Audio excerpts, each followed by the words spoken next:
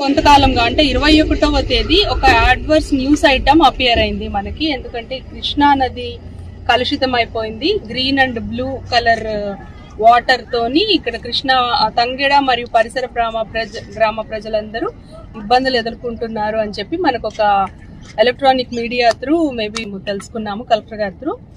అయితే లోగడ గతంలో ఒక నెల క్రితం కూడా సేమ్ ఇలాగే ఒక పరిస్థితి ఎదుర్కొన్నప్పుడు మనం శాంపిల్స్ తీసి ఆంధ్రప్రదేశ్ కాలుష్య నియంత్రణ మండలి అప్రూవ్డ్ జోనల్ ల్యాబొరేటరీకి మరియు ఈపీటీఆర్ఐ హైదరాబాద్ వారికి కూడా పంపించాము.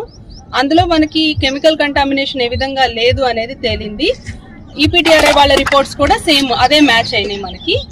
మరలా ఒక 20 రోజుల తర్వాత సేమ్ అలాగే మరలా అపియర్ అయింది. అయిన క్రమంలో మళ్ళీ మేము 21వ తేదీన న్యూస్ ఐటమ్ వచ్చిన 22వ తేదీ మళ్ళీ మనం శాంపిల్స్ కలెక్ట్ చేయడం జరిగింది.